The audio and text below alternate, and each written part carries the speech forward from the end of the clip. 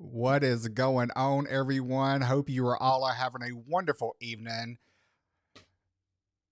What's going on? Where's everybody calling or watching from? I should say, not calling from. Thank you so much for all of the likes and the thumbs up. I really, really appreciate it. Tonight, we've got a special show for you. We are going to have Patrick Lee, who is one of the co owners of Hyfield Trucking, on. We're going to talk to him. We're going to ask him a few questions. And then, of course, feel free to put your questions down in the chat. And hopefully we can get to everybody and he can answer those for you as well.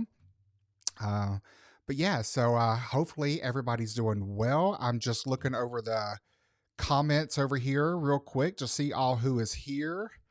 Hello, hello. We've got RN for Vets in the house. How are you? Of course, we have Dana Lord in the house. Thank you so much for sending that out to all your teams. Yeah, share the video if you know anybody that would love to jump on and watch this. Like I said, we do have Patrick on with us tonight.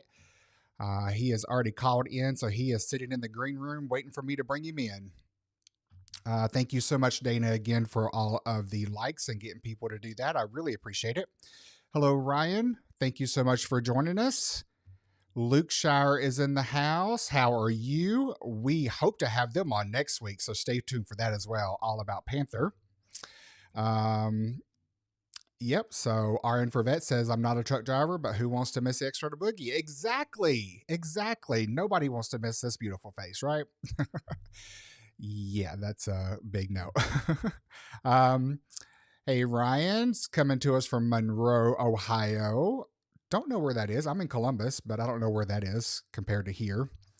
So yeah, look at there. We've got Mary in the house, and we have Ricky in the house. So hey, Ricky, hope you're doing well. Haven't talked to you in a long time. All right, guys. So, like I said, yes, we do have Patrick in the house. We're going to talk to him for a little bit. We are going to, just chit chat back and forth. I've got a couple of questions for him, so that way you can kind of get a feel of his background and all of that. And then, like I said, keep putting your questions down there. Once we are done with the short talk, we will go to the questions and then answer any questions that you guys have. So, let me go ahead and bring Patrick on and switch screens over here. Hello, Patrick. How are you? Thank you so much for joining me tonight. I know you can. Sorry, I was about to say, I know your volume is not muted. Hi there. How are y'all today? I am doing well. Are you doing good today? I'm doing fantastic. I can't begin to tell you how good the catering is in this green room. I tell you, Luke Shire, y'all really have something to look forward to. Try the shortbread cookies. They are fantastic. I don't know who makes them, but Boogie does not let down. Y'all are in for a treat. That would be Don. He is the cook in the family. So, yep, that's all him. Awesome. So, Patrick, thank you so much for joining me. I really do appreciate it. I think this is the first time I've ever actually had you on my channel. I mean, of course, a lot of people who followed me in the past knew that I drove for the fleet as an independent contractor for quite a while before coming on as staff. But I've never actually had you on the channel before, so I really, really appreciate you joining me. Well, thank you for having me. I really do appreciate this opportunity. Awesome. So just to give the viewers just a quick little background about you. So I guess my first question would be is what first got you into expediting? What led you to start that whole journey? What's our heart out? 8:30 p.m. Whenever. So I boy, where do we even begin? In 1984. No, I'm kidding. So when my previous life, I was a sound engineer. I've kind of just told a bunch of people that throughout the years. So if you're listening, you may have heard that before. I used to run sound for concerts and large corporate events, and flew in private jets and did the whole rock star lifestyle. It was awesome. And in 2008, obviously the housing market hit, but I was from South Louisiana, so we didn't feel it. That oil field money, that Chemical plant industry kind of kept things going pretty good until 2011. 2011, things really slowed down in my world, in the production world. There just weren't a lot of concerts. Those of you that are listening, Wrong button. Apologize.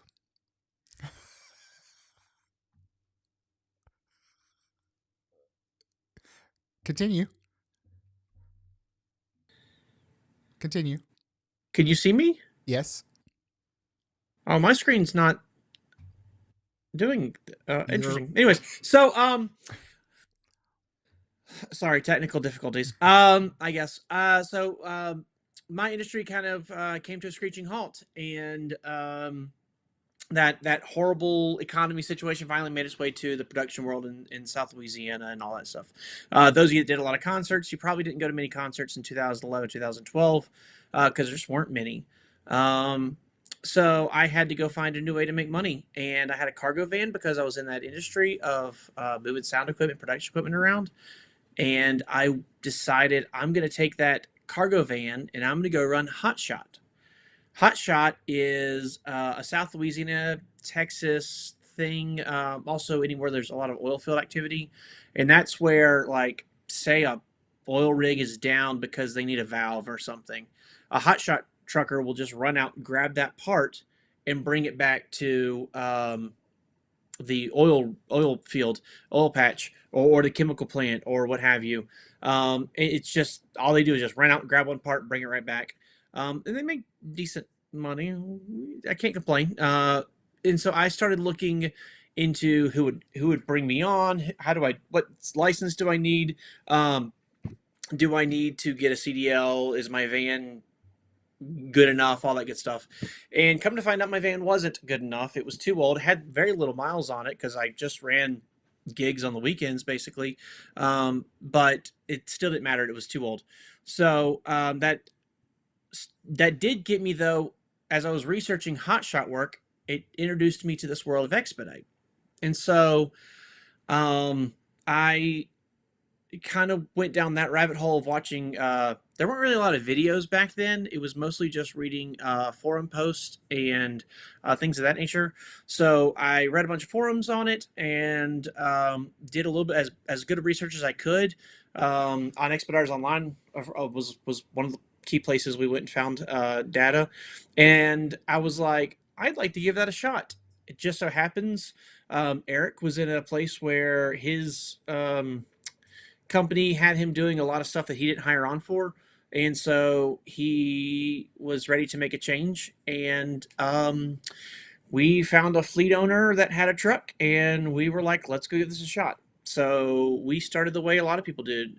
We went out and started driving another fleet's truck, and within 6 months to a year, we decided we loved it so much we wanted to buy our own truck, and we actually bought a truck from the fleet owner we drove for, and then kind of went out, and the rest is history. Bought another truck and another truck and another truck. That is awesome. That is awesome. So obviously, hold on one second. Technical difficulties. I don't know which Jerry to look at. I was trying to change screens. It's hard to concentrate on what I'm going to talk to you about and change the screen. So please forgive me, y'all. Um, so yeah, I mean that's awesome. That's amazing. And you mentioned Eric. He is your co-owner with Hyfield Trucking. So you know, getting started with your own first truck. When did you guys have that conversation? Okay, we want to go more than just drive a truck and be independent, owner operators. When do we want to start that fleet? When did you have that conversation? Yeah, so that was actually very early on. So I really love the sound industry. I love doing concerts. I mean, who doesn't like flying around in private jets, going to gigs? Who doesn't enjoy the thrill of working with huge acts? Like the energy in a room when I'm behind a soundboard and making a venue sound awesome and just having tons of fun. Um, I love it. It's my happy place, right? It can be death metal, it can be opera. I don't care. I just love being in that scenario, and really bringing all this raw data from the band and creating a show. It's a ton of fun to me. I love it. I love the lighting aspect of it. Nowadays, the video is huge. Video was just kind of getting started when I was in the business, but now it's huge. Like all that is so cool. Love the production stuff. So we set out, and at the time, if you remember, Jerry, you were around back then. So FedEx had a deal back then where you could only own 5 trucks. Correct. There was Expediter Services had more than 5. They had a special deal with them, but everybody else was limited to 5 trucks. So originally we kind of thought like, let's build a 5 truck fleet. And if we really like it, let's do 5 trucks at Panther. And if that's cool, then we'll have a 10 truck fleet.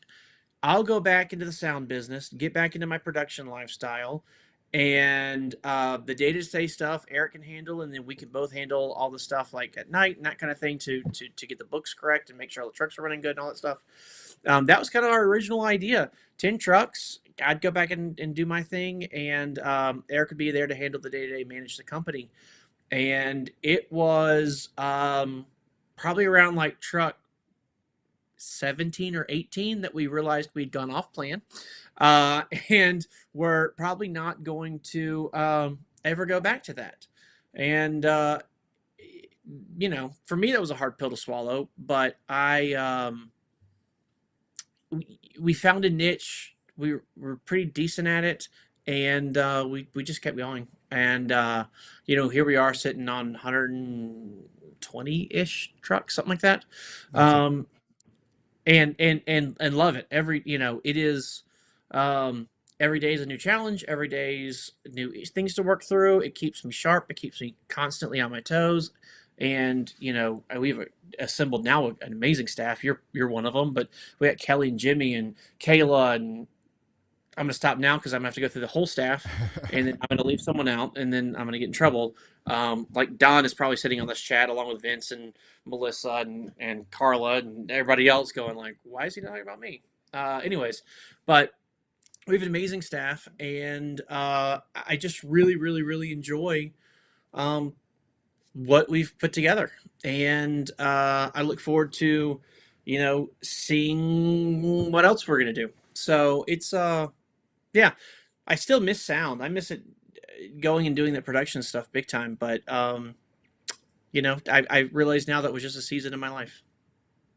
Gotcha. So someone who, and we get asked this question a lot, coming from the independent driver side of things, with my experience as well as on staff as well now, but we always receive that question of, I want to get into expediting, I want to buy a truck, and that whole type of thing. So would you recommend someone who's just starting out in the industry to go ahead and purchase that truck and become an owner operator? Or would you suggest maybe starting off as a driver?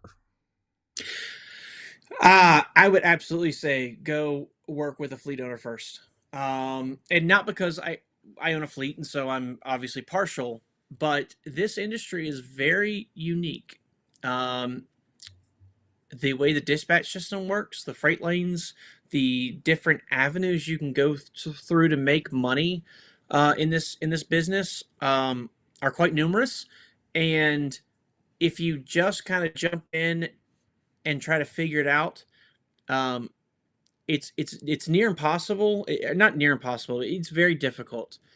And then if you add on that a truck note and maintenance note and managing capital, managing fuel cost, and then so can you make it happen? Do you know enough to be able to navigate all those lanes? And then on top of that, do you like it? I mean, we specialize. Our big thing is we bring most of our teams come over green, which means they've never driven a truck before, or outside of driving school, they've never driven a truck before. And so a lot of them come out here not knowing if they're going to like it. And we do lose our fair share of people, maybe 20% of our fleet, because they got it here, tried it, and realized they can't live with their partner in an 8 foot by 8 foot box 24/7 for 6 to 8 weeks at a time, or they realize it's difficult to sleep while the truck's in motion.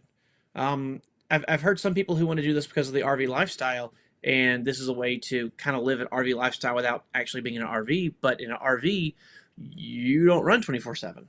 So, Exactly. um, so I mean, when I look at 20% of the people that come in leave because they just don't like being in a truck.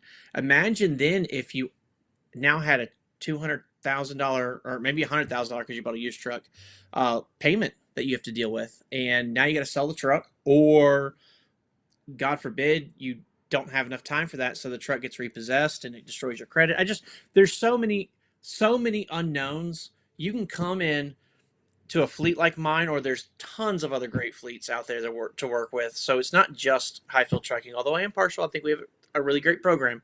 Um, Learn on their dime. Make mistakes when it doesn't cost you any money. I mean, it may cost you a little bit of money, but it really costs the person that owns that truck or is paying that fuel bill or is taking care of that maintenance a lot of money. And then when you get good at it, and it's like, all right, we know how to run the truck. We've seen the ups and downs of the freight industry. We've seen the roller coaster that expedited freight is. We understand the months that are slow. We understand the months that are busy. We know how to negotiate with our carrier, because that's something that carrier's not going to tell you how to negotiate with them. Right. Like, you know, there's and you're not going to find that information out there unless you work with someone who's already doing it.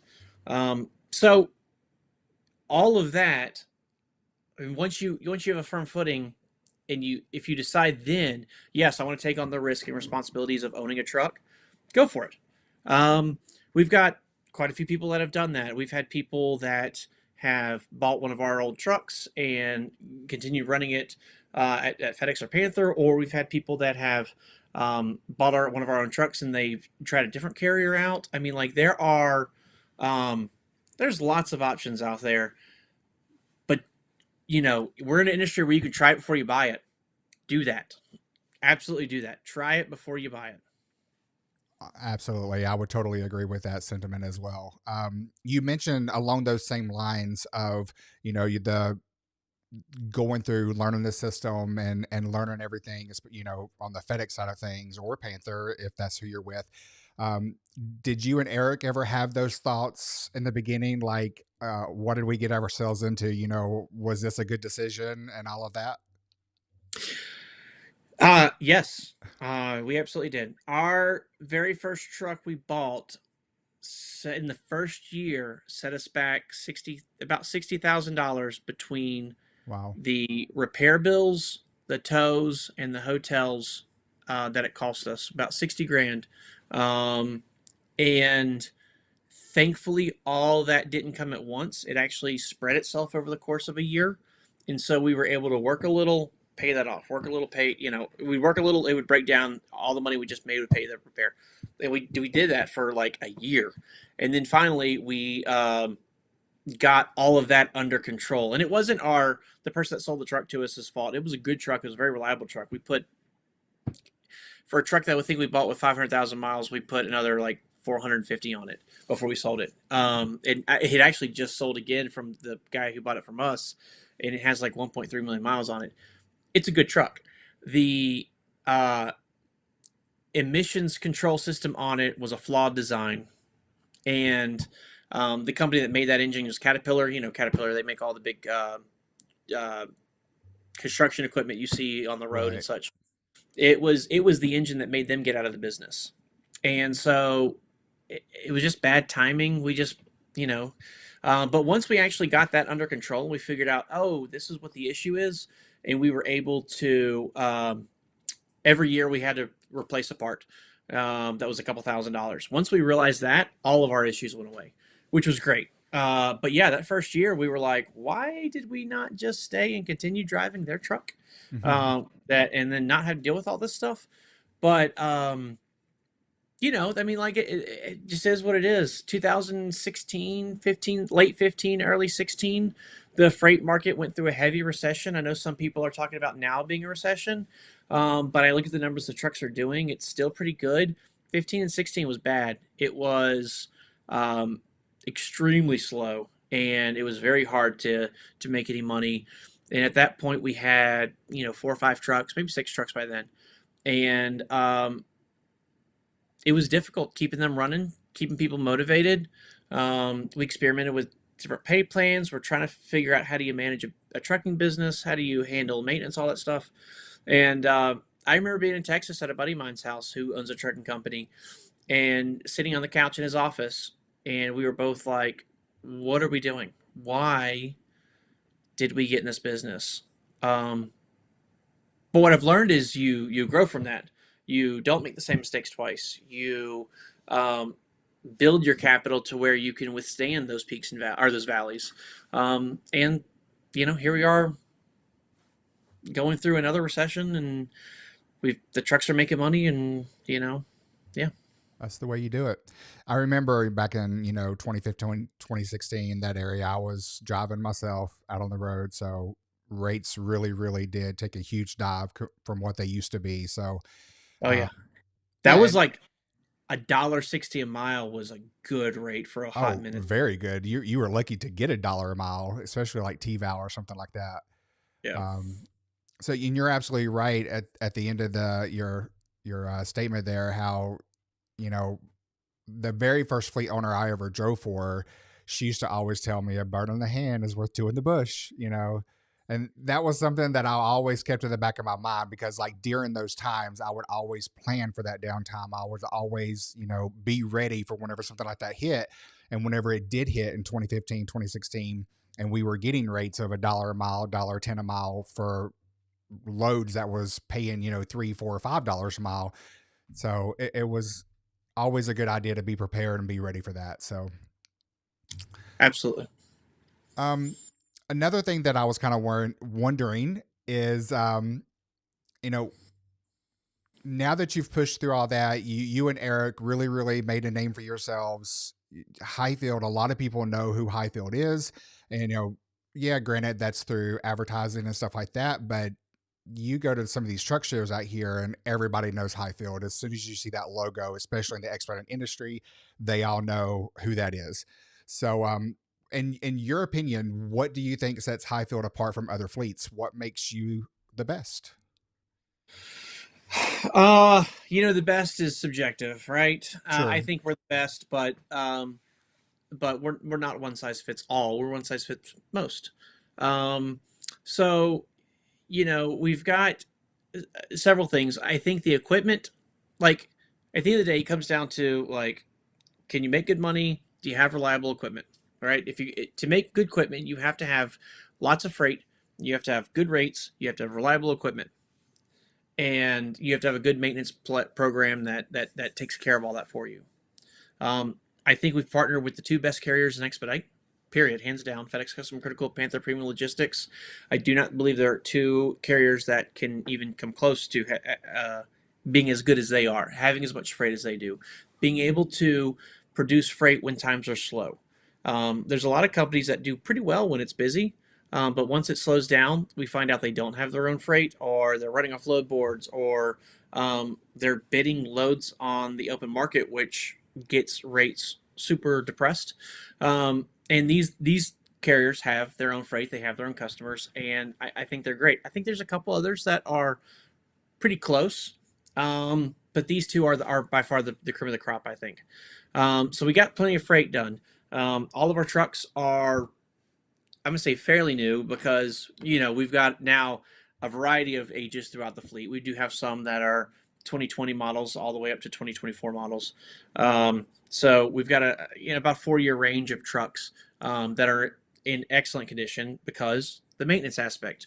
Don and Jimmy both handle the maintenance for us, and we really take care of those trucks. I was having a conversation today with is actually a salesman that sells trucks, and we were talking about some prices in the used market and some trucks that were coming in, and we talked about these trucks and how they're maintained, and how nobody maintains these trucks like we do.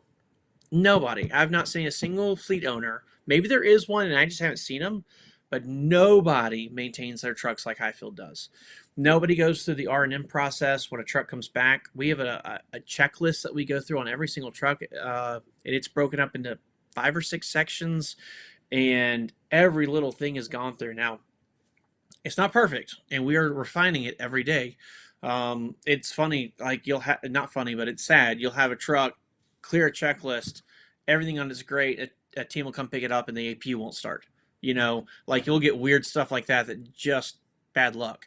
But we are a very thorough inspection. We go through the trucks. We have 3 different companies we work for that clean our trucks, and they've all been vetted. And we've fired a few of them because they weren't doing a good enough job. Like we really make sure our equipment is maintained top notch every time it comes through. I don't care if a team was in it for 2 weeks, decided they didn't like the life on the road, and we're going to go back home. That truck still gets a thorough gone through, just like a truck that's been out for 2 or 3 years and a team's just upgrading to a newer truck. We make sure that we always go through and get everything to top notch. And then once it's on the road, we have a great dealer network all over the place. We primarily run Freightliners. Actually, now at this point, we only run Freightliners and Western Stars. So we have a great dealer network we work with. We've identified good shops all across the country. So, you may break down in one city and we say, or not break down, but you may have an issue in one city and we say, if the truck's drivable and it's DOT legal, let's go over to this other city, or let's deadhead you 500 miles to get you to this other city, because we've built relationships with that shop and we know they're going to take care of you when the one that you're at isn't. Right. I'm looking at you, Laredo. Not Laredo. Yeah, it's Laredo. So we've learned those things, we've documented them, and it does really help us keep our trucks running and in good repair. Breakdowns are going to happen with every truck ever built, and it's all about how you respond to it. So if we got great carriers and we got great maintenance and we go through the trucks because we have great equipment, the only other things that differentiate us are the staff that you talk to day in and day out. Jimmy, Don, Kayla, Kelly, and Dina are like your primary. They handle the operations. They're primary people you're going to talk to on a day in and day out basis. They're excellent. They've been handpicked, cherry picked. They are full of empathy. They understand. They've all been drivers before. They know what that lifestyle is like, and so they actually do a great job of like understanding urgency and understanding communicating with the carrier and understanding that frustration, which I think is huge. So many times, even when I was driving a truck back in 2017, like I said, Eric and I drove for 5 or 6 years. When I drove and a truck broke down, and then you would call into a place and you're talking to someone who's never been broke down the side of the road, it's frustrating. They don't understand, Right. what that's like, what it's like when you're in New Mexico and it's 105 degrees outside and you don't have air conditioning. They don't, you know what I mean? So having everybody in our fleet who understands that, that our staff rather that understands that, and understand how quick they have to move and all, I think it makes a huge difference versus people who don't have that. And lastly, I'm going to say our mentor program. So I was we getting ready to have, touch on that. yeah, we have a mentor program that I think really sets us apart. And what it is it's not forced. You can choose to take it or not. If you take it, they pair you with another driving team. We have like 10 or 12. I think Dina's on this chat, so she may be able to chime in, but I think it's either 10 or 12 teams. And we've invested tons of time and energy and effort into them so that, and constantly communicate what's going on in the world of freight. That way they can take you as a team that doesn't know anything. You may know trucking, you may know truck lanes, you may know how to negotiate with a carrier, but you don't know how to negotiate with the carrier at. The freight lanes and Expedite are totally different, even between carriers, even between divisions inside of carriers. So if you're running a refrigerated truck at one carrier versus a dry truck at that same carrier, it's different. Versus if you're running dry freight at a different carrier versus dry freight at a different carrier, it's different. They have different customers. It is extremely segmented. Right. I heard a guy the other day, or was talking to a guy the other day, and he was talking about how um, he couldn't get a load out of North Carolina with the carrier he was at. He was super frustrated. In that particular, and he's like, I know this, all this freight here exists. In that particular carrier, North Carolina is a dead spot. So we, the mentors tell their teams, if you're going here, here's what you need to do so you can get a load out. Here's what you need to do so you can relocate yourself. Um, give advice, and they give encouragement and that sort of thing, to be able to navigate. How do you work with a carrier? How do you work those freight lanes? What happens when something goes south? How do you get it fixed and still come out ahead? What happens and your downtime? A lot of our mentors help people out with, how do you add water to your truck? Because all of our trucks are custom sleepers. So how do you add water to your truck? How do you run your AC in the middle of summer? How do you, what heater should you use? Because some of our trucks have 2 or 3 or 4 heaters. So depending on how cold it is outside, you may want to use the diesel fired furnace, which will heat the truck up like crazy. But if you are just there for, take the chill of the air, you may want to use a different heater. Like, there's so much knowledge and wisdom that our mentors have that they pass on to people. It's huge. So we did a deep dive into the mentor program recently, internally, running statistics and getting a bunch of information. The teams that take the mentor's advice and actually work with them versus the ones that either opt out of the mentor program or simply don't talk to the mentor. We have 34. Oh, we have 11 mentor teams. Okay. Versus the ones that don't take them, uh, it is about a $2,000, I think, $2,000, $2,500 difference per month. Wow. Not to the truck, to the team's pocket. It's huge. That's good money. Um, it's good money, and that's over the course of the whole time they're in the program. Up front, the first month, it's the difference in getting $1,000 paychecks and getting $200 paychecks. Like, or not paycheck settlement, sorry. It is a massive, massive difference. And I think that's where we really shine. A lot of teams come out here and they don't have any support, they don't have any help, and they flake out with other fleet owners. And with us, that we don't see that. We see people come out here, they make really good money, and then they graduate out of the mentor program. They work really hard. Some of them decide we're going to go buy a truck. Some of them decide absolutely not. We've seen the maintenance cost, and we understand what you're doing, and we're going to just ride in one of your trucks. And if they do really good, they get a bathroom truck, all that good stuff. So I love what Dina Mitchell says. She says they flatten the learning curve for new teams. Absolutely right. Absolutely right. You can come out of here and from day one be making good money, whereas most of the time, most of the expedited fleets, that's not the case. Um, I would totally so agree with that because, you yeah, know, having 14 years with FedEx Custom Critical and being in the expedited industry, I was with quite a few fleet owners before I came to Highfield. And I can say from personal experience that I never experienced anything like the mentor program was. Like, and even whenever I did come over to Highfield, I started off with a mentor. I mean, I pretty well knew everything there was, but you're still learning. You're always learning in this industry. So I did have a mentor with Highfield for the first couple months. And I was lucky enough to become one of those mentors after yeah, like 6 months of being with you. So yeah. yeah, there's a lot of companies, or let me say fleet owners, that are out there that try to replicate it, but really they're not to the level that Highfield is. Well, that's one thing I think is interesting. Is since we've put it out there and since we've told people about our mentor program, I see it all of a sudden pop up on advertising all over the place. And maybe there are a couple fleets that are mimicking what we do. I'm not sure. There's a whole lot of fleets that are just saying it and not mimicking it.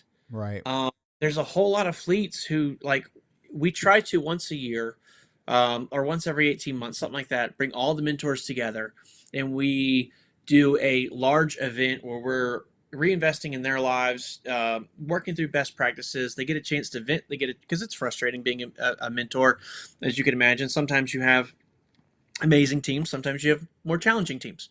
So it is really great chance for them to fellowship, get to have those sessions where we get to talk about the things that are frustrating, get to trade best practices, um, we get to talk to them in a group setting and kind of express, here's what we're doing, here's where we're going, et cetera, et cetera.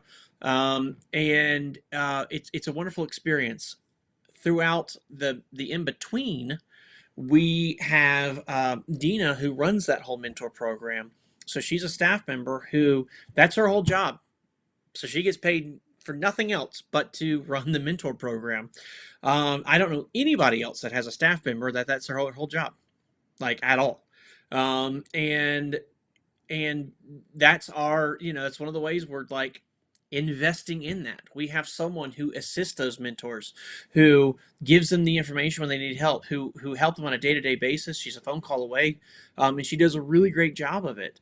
um, and then we've recently started, oh, and Dina also says they get peer-to-peer support, absolutely, because they're a network of mentors, so they get to talk to each other throughout the week as well. And Dina says they cook. She cooks too. She does cook. She made a really great beef Wellington there, the last one. Anyways, so it's I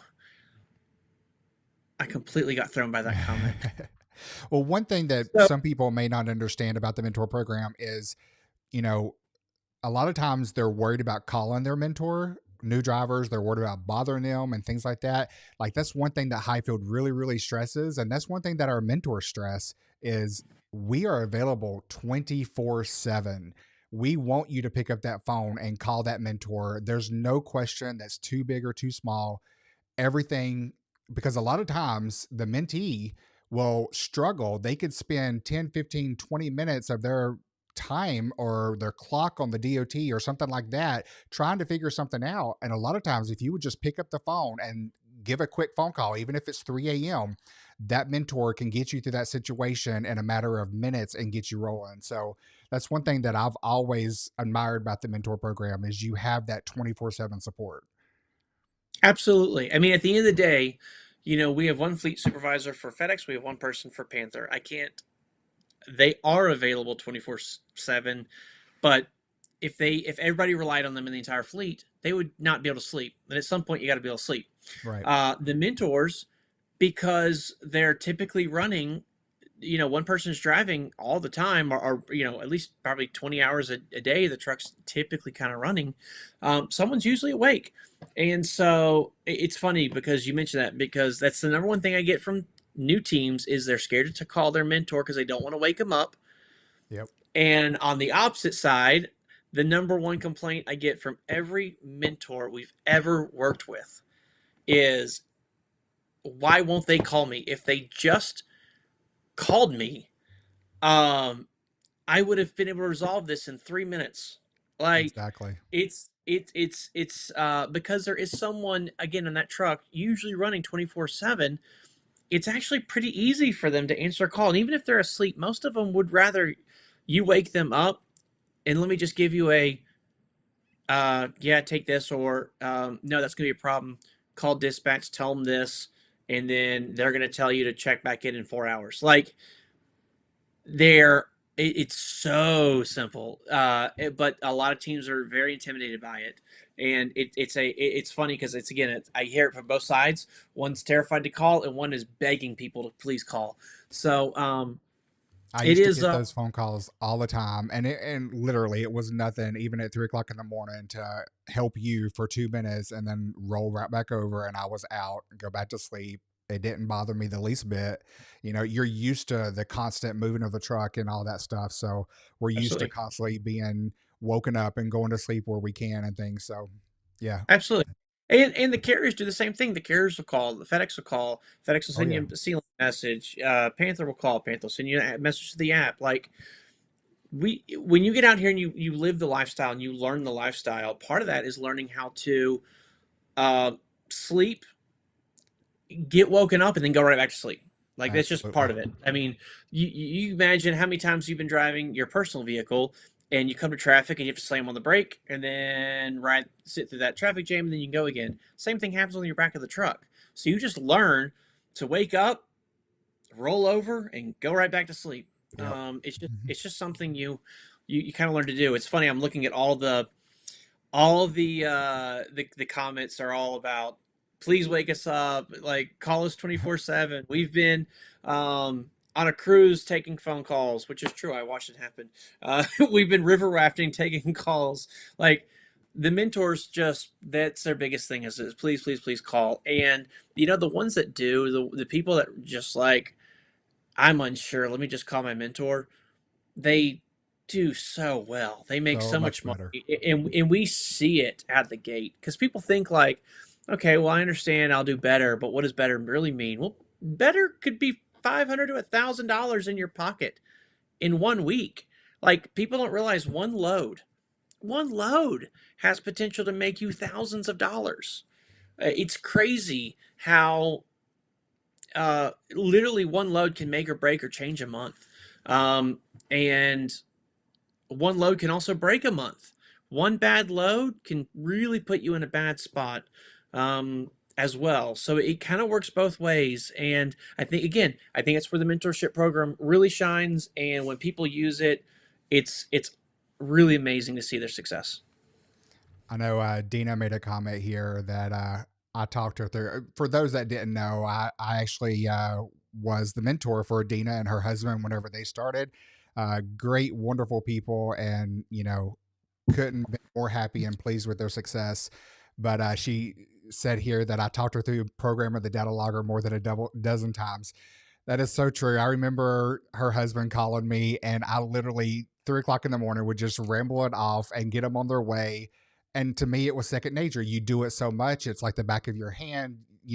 I remember Yeah. one time he actually asked me, he was like, do you do this off the top of your head? Do you have this all memorized or do you have this wrote down somewhere? And I'm like, oh no, it's off the top of my head. I know it, So the Yeah. mentors are very knowledge. They've been out here a long time and they've usually seen or been through what you're experiencing now. And like we both stated, they can get you going very, very quickly. So rely on those mentors, people. Absolutely. And knowing too, like, um, when things go sideways, how is it going to impact me? Right? Like we've Yeah, had teams, a load cancels and you think their world fell apart.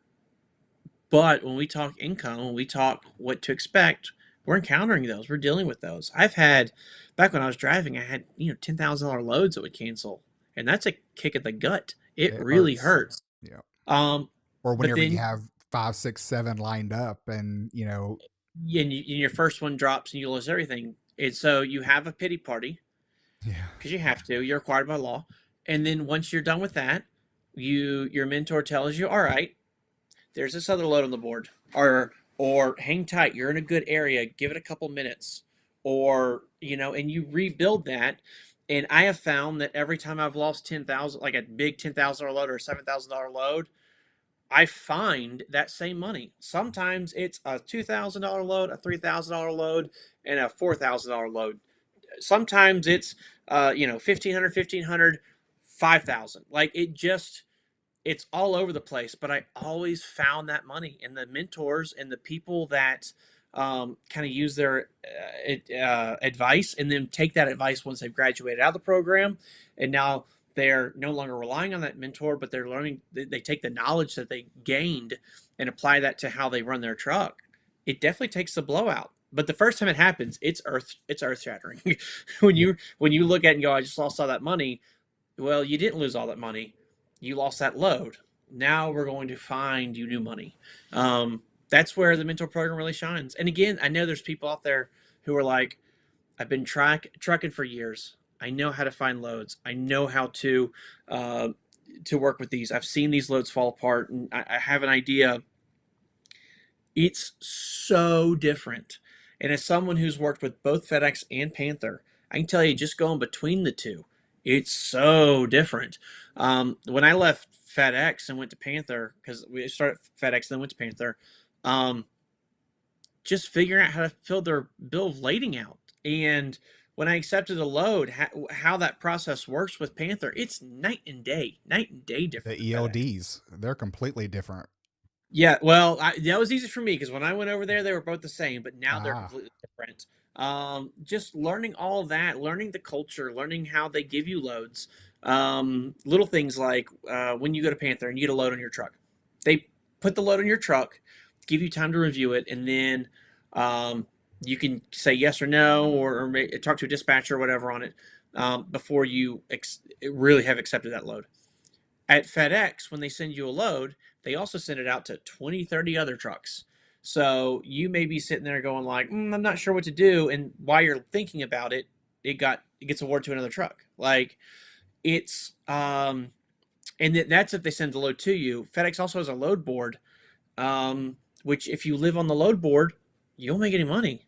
Right. I mean, like you just won't make any money. And people, if you don't have a mentor telling you that, or even if you hear what I just said and you go take it without talking to a mentor, you go to another fleet, you're not going to know what that means. Like, you can't live on the load board at FedEx, but what does that mean? How do you put that into practical day to day business? Well, that's what a mentor does. They teach you that. And so, and it's peer to peer. So, again, you're talking to someone who's in a truck, you're talking to someone who's experiencing that frustration along with you.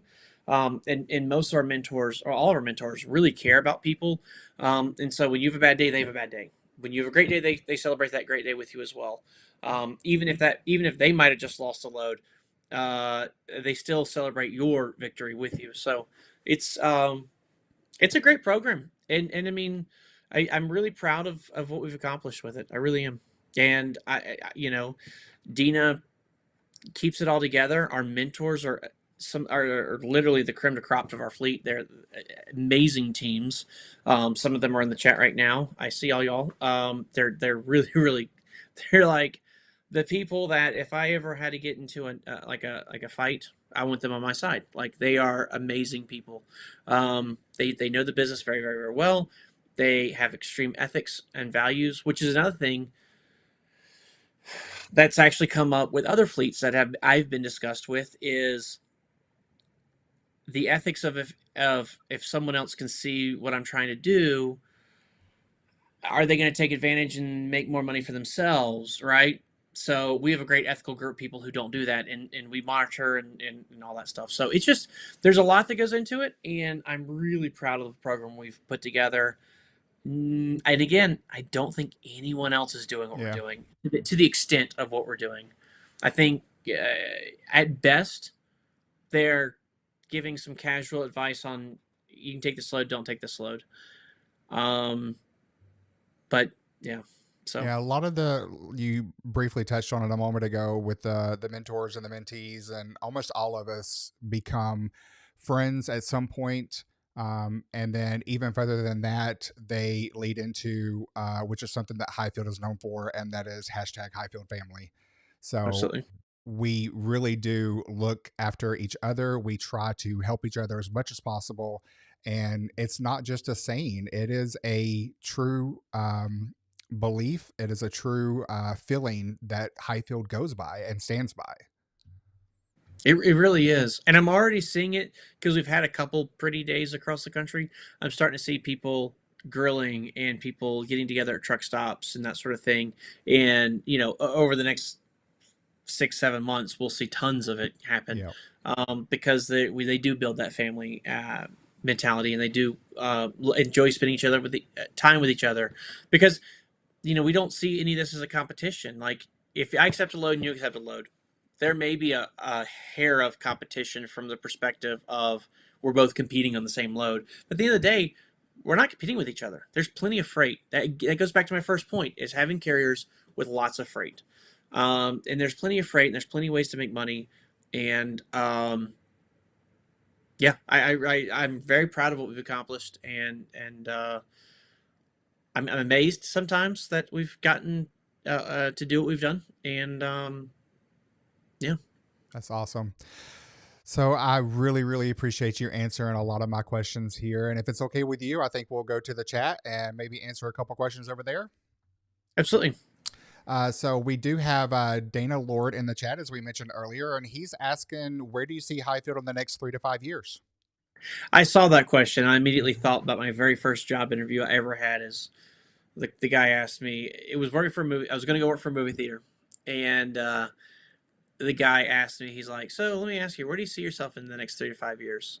And I thought about it. I'm like, I could see myself being a manager at this place. Maybe not the manager, but like a manager, like whatever. And he was like, "That's the right answer." And I got hired on the spot. Um, where do I see Highfield in the next 3 to 5 years? Uh, it's a good question. I'm hoping in the next 3 to 5 years we've popped out of the recession we're in. Again, this recession has not been as bad as years past have been, but it is still repressed. I mean, we do feel it, or see it rather. But the couple projects we have going right now. One is our we're looking for property. I'm hoping to get out of the place that we rent and try to get something with a garage or a shop built onto it that we Oh, can nice. actually. Yeah, I would like something that we can host events, and we can also do some repair and maintenance on our own trucks, instead of having shops do it. Not, I don't know that it'd be so much of a money savings as much as it would be just another shop that we can get things reliably repaired, and then also having a staff that I can hold accountable for making sure. Because right now I'm relying on shops to do a lot of our maintenance and repairs, Right. um, and they do a great job. I just want us to do better. So that's a big thing that we're looking for. Columbus, Ohio, is a crazy place to relocate. In hindsight, the real estate market here is, whew, I've never seen a real estate market like this before. There are few and far between places available. Personal homes to commercial businesses, they're just hardly anything here. Everything's full. So we're looking for that. Not opposed to finding a piece of property and building, but that's kind of one of the big goals that we're looking for and we're pressing for towards. We are also, and I think that'll help, driver's lounge, shower facilities, all that stuff. I think there'll be a lot of good that'll come out of that for everybody involved. Um, Also, we are obviously, you've seen the advertisements for the tractors. Yep. That's a big push for us. We are trying to build that tractor fleet, and we do want to grow it. Probably not as fast as we built and grew our straight truck fleet, but we still, in 3 to 5 years, I wouldn't hate the idea of 20, 25 tractors running, um, and then just constantly perfecting and building and growing upon our straight truck fleet. You know, seeing some new ideas that we have for trucks that we're working on coming out of those, expanding our owner operator position within that market as well. Right now we are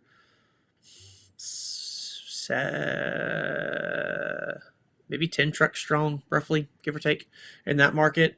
I'd like to see that increase. Then there's some things with like legalities. There's carriers to work with. There's just a bunch of back end junk that goes with doing that, with actually doing all these projects. But those are kind of the big things that we're looking at right now is how to make those changes. Eric's in the chat. He says teams only even for tractors. Yeah, and you know what? I would love to find a tractor solo option. We don't have one right now, not a very good one. So I would like to find something like that, but um, that would be a 5 year goal, is to try to figure that out. And I don't know that I could make it, but it's definitely out there as a goal because we get so many solos that talk A to us lot. a lot. It would be nice to have an option for people. I don't see myself going into vans or anything like that. We've done some research. We've actually had some vans in the field, and it's not a good fit for our business. I, But sh- I actually had someone comment on one of the YouTube videos the other day, and they were asking if we were curious or ever going to try to venture into that. And I did respond and say, we've tried that in the past, and I think just from a money perspective as well as from a comfort perspective, most teams just didn't want to go for that because who doesn't love these big sleepers? So yeah, vans definitely a solo gig. I know some people do team in vans; they do well, but it's mostly a solo gig, and there's just a lot of dynamics to it that I don't think make good sense for a company my size. Now that being said, I've got a friend out in Tennessee who runs a ton of vans with a couple different carriers, and they do well by it. Um, but we've tried it, not done well. I think you play to your strengths, right? absolutely. So we're already stretching with the tractor side of things, and I don't want to stretch so much that we pop. So, um, yeah, that's kind of uh, where I see us in 3 to 5 years. Um, yeah. And guys, I if think you are anyone in the chat just listening and you're curious about Highfield and want to learn more, please visit it over at our website, and that is www.hyfieldtrucking.com. You can also call our recruiting department. That is the number that you see there on the screen, 833 Highfield, option 1 for recruiting. They would love to talk to you and tell you everything that they have to offer. So I was going through, and there's a lot of, like as you said, we have mentors in here. We have other people that's drove for Highfield or currently drive for Highfield. We have a lot of people that's made some comments over here. You know, Jim and Julie Vestal, they started off, correct me if I'm wrong, but driving for Highfield, and then they eventually bought their own truck, still under Highfield. Is that correct? yeah, they drove for a different fleet at Panther, and then when they made the migration over to FedEx, they came to Highfield and made that change with us. And I like what her comment said. She said when they came to FedEx with Highfield, they thought it was silly to have a mentor because we paired them with one anyways, and they were shocked at the difference in the freight lanes. So they had the Panther to FedEx. I had the FedEx to Panther. Like again, it is their business models are so similar. You would think, well, if you know one, you can do the other. Night and day, totally different. Yep. And it was really kind of for me, it was eye opening. It was shocking. Again, just something as simple as filling a bill of lading out. I'm like, whoa, this looks night and day different. Let alone freight lanes and how the dispatch and everything works. Julie and Jim, they said our mentors made sure it made money right away. That is a big deal. When I came in this business, and Jerry, it might have been the same for you. I was told give it 6 months because it's going to take you 6 months to learn the freight lanes. Yes. I was literally told in orientation, take every single load you're offered so that you can, and some of them are not going to be good, but take all of them. That way you learn the areas that are good, you learn the areas that are bad. You'll have some bad paychecks, but you'll have some good paychecks, yada, yada, yada. What horrible advice that I would Because never give someone. we have to remember at the end of the day, whichever carrier you're with, that's their business model. That's helping their business. And you have to look at it. This is your business and you got to do what's best for you. So having that mentor is going to put that, first step forward as well as get you started off right. Absolutely. And, we're not against the carrier, right? We Correct. have a symbiotic relationship. We work together. They give us freight, we haul the freight, right? They can't do their job without us. We can't do our job without them. So both parties have to make money. But we are in a unique position where when it doesn't make good sense for our business, we can decline it or negotiate it to make it make sense. And if we don't get it, we don't get it. But there'll be next load. And so yeah, that's again, that's one thing I think the mentors do really great is they kind of know, hey, here's the boundaries, here's the lanes to stay in, here's how to make money right away, and here's some pitfalls don't to not make, and yeah, so um, This yeah. is one of our newer teams, Tracy Sass, and she's stating that the mentor program is amazing. So as you can see from right there, this is someone who's fairly new with Highfield and already seeing the amazing benefits that we have from the program. It makes a huge difference. I mean, I kind of feel like we're beating a dead horse here, but it It's it true. really It's so true. it it really does make a huge difference. Yeah.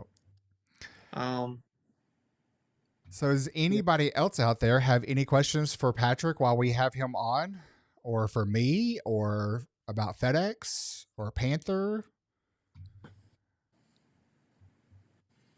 Anything else you would like to share with us, Patrick, before we say You didn't ask me about that. I didn't I ain't prepared for that. Let me check my notes. Uh, no, just thank you for having me on the show. Thank you everybody for like kind of listening and hearing about our story. I know I rambled a lot. Sorry about that. But I love the business we're in. I love the industry we're in. I think we do things really, really well. If you're very, very, very curious about getting it, or if you're interested in getting in the industry, or you're curious, please reach out to us. We've got uh, I'm going to say 2.5 people that do recruiting for us. We have 2 full-time people on staff that know the industry very, very, very, very well and would love to talk to you. We also have another person who jumps in part-time, and then we also have Jerry, who does a lot of answering online occasionally as well. So you may be actually texting with Jerry and not realize it, or with them on the chat function. And so we'd love to chat with you, talk about things. We have a lot of people who talk to us, and then it's a year later that they come on board because they have to, maybe get things in order. We've had several people who are like, I can't wait to come join you, but my 11th grader needs to graduate high school and go to college before they can come out there, and that sort of thing. Um, or we don't have CDLs, and we're not going to be able to get CDLs until summertime. So we have a lot of people who talk to us, get a lot of information, and then we don't talk to them again for a few months to a year, and then they come on board. So even if you're like, I'm curious, but I'm not ready, still reach out to us. We don't mind talking with you. Love to give you some information. It may be something we say you realize it's not for you, and that's great too. But it may be something we say that makes you go like, oh, I really like that idea. It's a really cool lifestyle. And one of the things I really miss is waking up in Vegas and having a weekend in Vegas, and then by Tuesday or Wednesday, I'm in Maine or Massachusetts or Yeah. Florida or wherever. Like, I love crisscrossing the country. I love the weekends where I get to hang out and do things. I've been to every state in the country, 48 of them with FedEx. I've been to every southern province in Canada. I've taken my truck on ferries. I've taken uh, some of the prettiest scenic routes in all of America, and um, I think it's a great industry. It's a fun lifestyle. If it's for you, it's a blast. It's a great way. A lot of our people use it to prepare for retirement, and it's a great way to do that as well. Awesome. We do have another question real quick here. We have the real trucker couple in the house, and they're asking, is there going to be an expo this year? It's a great question. Yeah, we've been saying that for a while. We don't know. I I don't think there is. That's my gut feeling, and tomorrow they may announce it, and I have egg on my face. Um, I think it's very odd that even as a presenter, which we are, our sponsor, we don't know anything about it. This late in the game, by now I've usually already gotten my booth and casino night bought and paid for, and we're starting to collect prizes to give away, and they haven't even announced anything. So I don't know. Again, they could announce something tomorrow, but at this point, it doesn't look promising. So we don't know anything about an expo, but we do know that Matt's is going on in Louisville, Kentucky. That is coming up this Thursday, Yes. Friday, Saturday, the 21st, 22nd, and 23rd. The Outer Belt podcast is actually going to be there, which encompasses myself, Patrick, Vince, aka Chili, Melissa, aka Buttermilk, as well as Eric. So we are all going to be there. Don will be there actually as well. So if you're Well, interested, Don you know, Don's the Outer Belt podcast production assistant, right? he is. He helps us on the Yeah. background side of things. But yeah, we're going to be there Thursday and Friday, the 21st and 22nd. So if you happen to be in the Louisville area, come on out to Matt's. Enjoy a great show. There's going to be tons of information, trucks, carriers. It is all there. Definitely come out, see us, talk to us. Uh, Absolutely. yeah, It's a great show. It's a huge show. huge. A lot of information in one spot. I tell people too, um if you are already in a truck, be it you own it or not, and you just want to add some bling or whatever, it's a great place to buy all kinds of really cool toys for the truck and stuff. It's a really neat show. Wear your walking shoes. It is a lot of walking, and but it's a lot of fun. Um, and if you like crawling into sleepers, ARI has a huge booth there. Occasionally Bolt does. I don't think they're going this year though. So you'll be able to go inside one of those giant sleeper trucks and check them out. But I'm looking forward to it. If you can't make it there Thursday or Friday, you can still go Saturday. We Yep. we won't be there. We have a scheduling conflict, unfortunately, but it's still a lot of fun. They give away tons of free stuff as well. So it's a great show. I recommend it if you're in the area. We have another question here from MVT. Do you see yourself getting your own authority at some point? I do not. I do not. We are in the business of providing a service to the motor carriers, and we are not in the business of being a motor carrier. So I do see us bringing more authorities, more motor carriers that we service. I could see some growth there. That goes back to that 3 to 5 year plan. Um, but I don't see us getting our own authority. There's a lot. You pretty much have to buy one. If you make one from scratch, there's a ton of expense that goes on with that. And they really do force you to grow very slowly. Not the government, the insurance companies do. And, but if you buy one, they're extremely expensive, especially if they're an old one with really good, um, safety records and all that stuff. And again, it's not the business we're in. We're a service provider for motor carriers. We're not a motor hauler ourselves. That So makes I don't sense. see it. Tracy was stating that it's coming up on a year. They're waiting for that bathroom truck. Yeah, yeah. A lot of people are, and it's a great goal. That's one thing we own quite a few of is bathroom trucks, and absolutely, it is my goal for you to have one as well. But So I do between the have to mental, say, I have been in one of those bathroom trucks. Be prepared to lose some space. So that's a big old bathroom that goes in these trucks. So you do lose some storage. it is. Actually, we probably a year or two ago, we gave someone a bathroom truck, and like a month in, they were like, "Oh, we hate it. We want to give it back." And they're like, "We lost too much space." Because even though the sleeper's bigger, it's not as big as you lose with the bathroom. So you do lose Yeah. a little bit of space. And so we were like, all right, well, that's understandable. And then a couple weeks later, they're like, you know what? We figured it out. Like giving it that bathroom's rough. Yeah. So We yeah, figured it no, out real quick. yeah, no, it's a really cool. They're really great trucks. I love them. And that's one thing Eric and I never did. We never had a bathroom truck. We always had just the regular ones. All of the bathroom trucks always went to the teams. I thought it made more sense to reward the team than it did for us to drive the bathroom truck. So Will's asking, do you like 2 axle trucks or 3 axle trucks and why? I like 2 axle trucks, if we're being perfectly honest. And the reason why is it comes down to fuel economy and it comes down to tolls. Two axle trucks in general, now not always, but in general, the way we spec them, um, burn less fuel, have better miles per gallon. Um, just they don't have less tires on the road, less parasitic drag, etc. And then when it comes to tolling, going from a 2 axle to a 3 axle, it's not quite, but it's almost double. So literally just having that extra axle really, really, really hurts you um, when it comes to those tolls. So we are so I prefer the 2 axle trucks. Now there is that weight balance you have to trade off, and depending on the carrier, like at FedEx, a 2 axle truck, if it can haul, what is it, 7,500 pounds or something like that, it's a D unit. Um, and we have one truck in our fleet that is a 2 axle D unit. They do exist. It's a reefer truck, and it was a purpose built truck to basically a proof of concept that it could be done.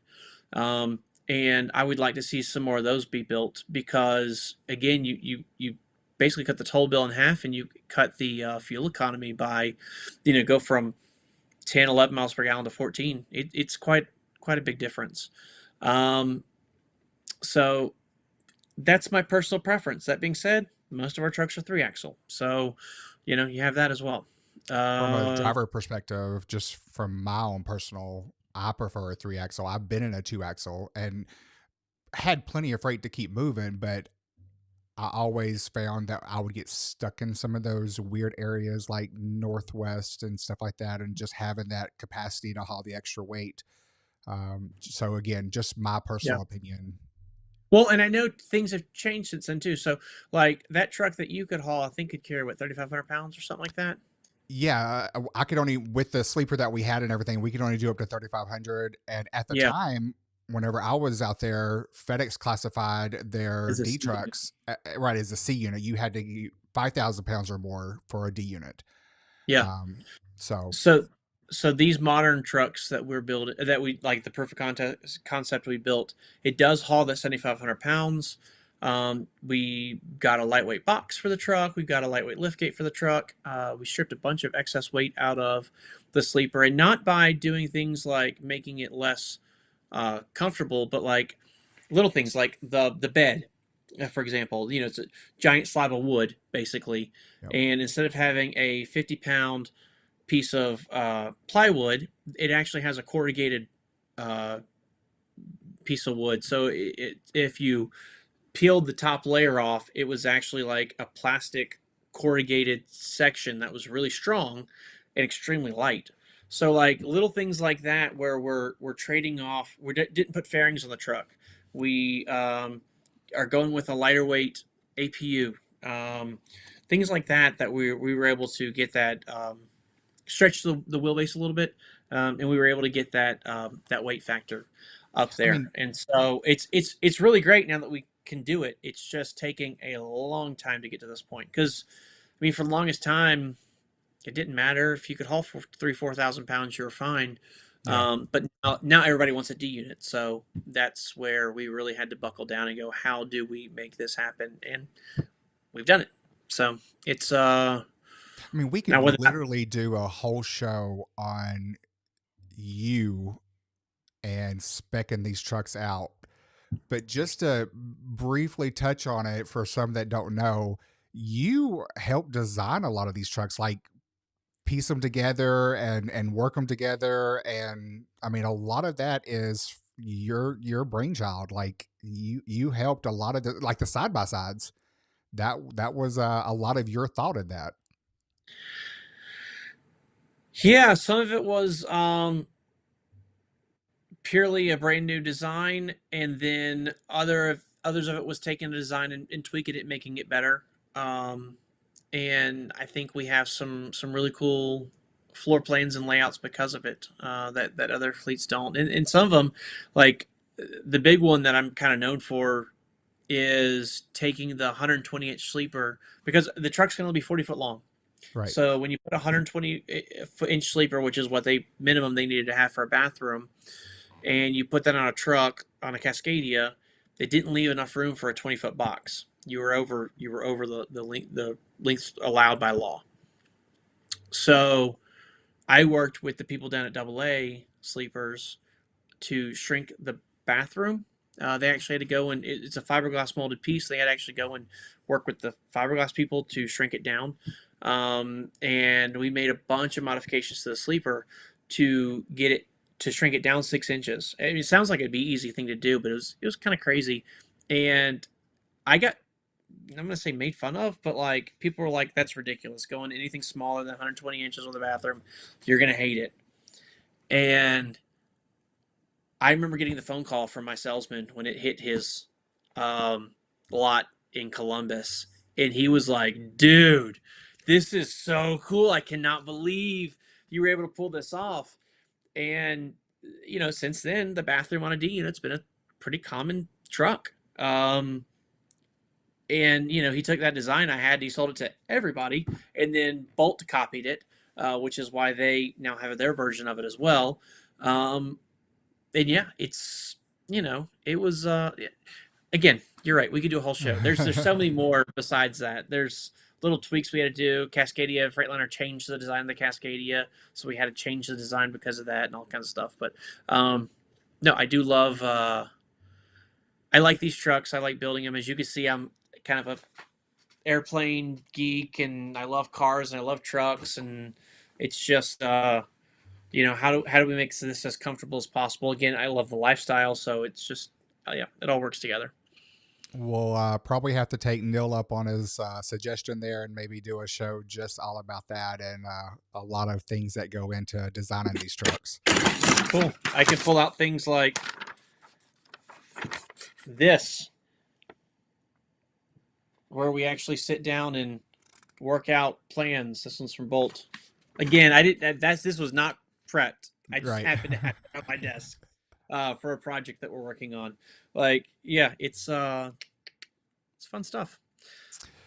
We do have Mark Hayes asking if we're going to get more Western Star trucks for drivers who are just starting out. I don't know. So, one of the big driving forces for Western Star getting so popular with the straight truck market was that a salesperson left Fighter Freightliner and went to Buckeye Western Star in Columbus. They're two separate dealerships, and he started building them on the Western Star platform, which is great. We loved it because you get your Detroit diesel engine, you get your Detroit diesel transmission, like you get everything a Cascadia has. You get all the same warranties, all the same service providers. It's a really great product. So that worked out really nice. And two things happened at the exact same time. Firstly, Western Star discontinued the 5700X, which is what they were building these trucks on, and they introduced a brand new model called the 57X. And it is a brand new model. It's not like a little everything's the frame rails are different. Everything's different on it. It is completely a different truck. So they did that. At the same time, Fighter Freightliner purchased Buckeye Western Star. And when they did that, the salesperson decided to retire. And so now we can build Western Stars through Fighter Freightliner, but they don't make that model anymore. So then our option would be to build them on a 57X. The rub is it's actually more, how to put this nicely, cost effective to build them on Cascadias.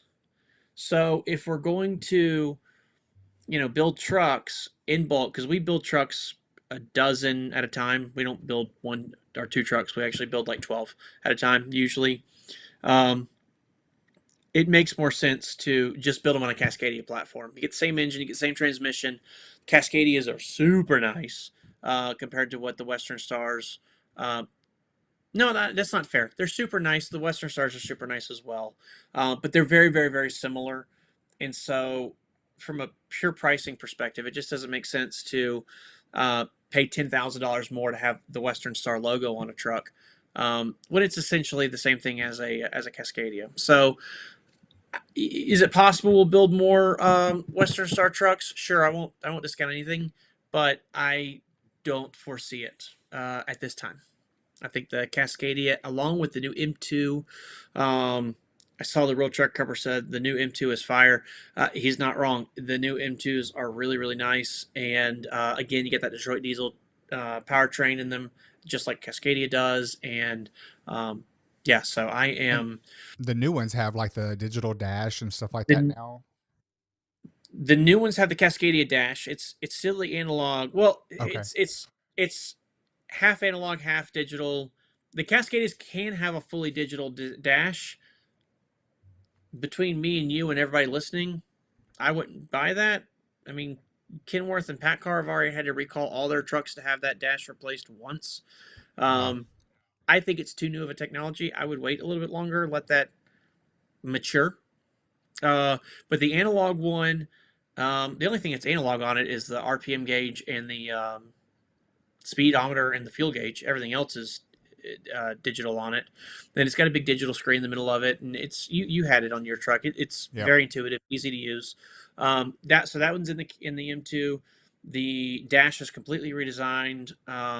And the steering wheel is the Cascadia steering wheel. So you get things like engine brake on the column, you get cruise control on the dash, radio controls on the dash, all the stuff we've become accustomed to on the Cascadia. They put more noise proofing in there, or soundproofing in there, so now it's quiet like a Cascadia is. The seats are literally the same seats that are in a Cascadia, so they've definitely upgraded that product quite a bit. And I personally think M2s drive better than Cascadias do because an M2 is designed from the factory to be 40-foot long. A Cascadia is not. It's still a tractor that's been stretched. And so literally just going in a straight line, you can hold a M2 with your pinky and it'll go in a straight line and It drives all day, super easy.